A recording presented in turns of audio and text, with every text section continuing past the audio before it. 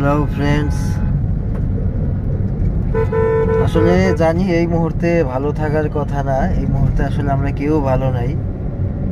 দেশে একটার পর একটা সমস্যার সম্মুখীন আমরা হচ্ছি। বিশেষ করে খারাপ তো একটু লাগছেই।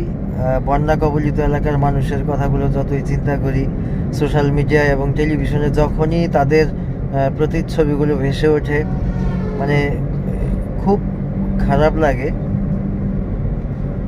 আসলে চেষ্টা তারপরও করছি, অনেকেই চেষ্টা করছে, অনেকে সেখানে সশরীরে গিয়ে মানুষের পাশে দাঁড়ানোর চেষ্টা করতেছে।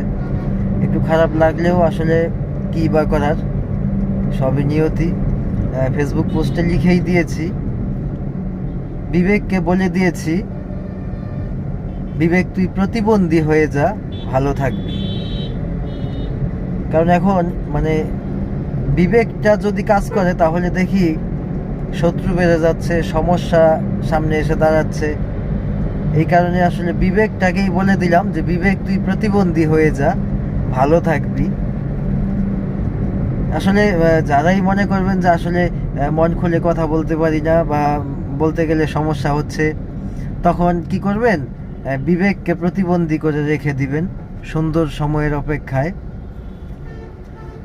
বিশেষ একটা কাজে একটু গুলশান যাচ্ছি, বের হই না আসলে। এই যে গণ অভ্যুত্থানের পরে আজকে নিয়ে হচ্ছে 3 দিন বের হইলাম। একদিন উত্তরা পর্যন্ত, একদিন যাত্রাবাড়ি, মগবাজার, বিএফডিসি, আর আজকে হচ্ছে গুলশানের পথে।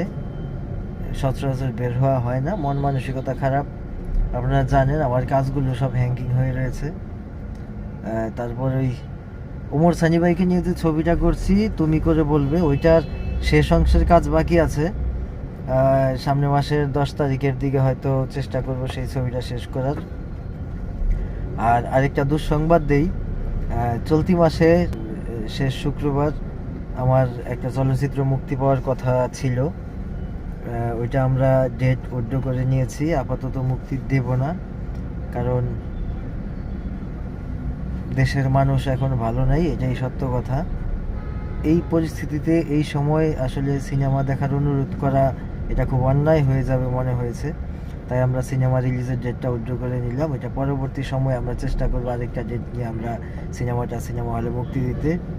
তো সবাই ভালো থাকবেন আর দোয়া করবেন যেন আমরাও ভালো থাকতে পারি, আর অবশ্যই যেন ভালো ভালো কাজ আমরা করতে পারি।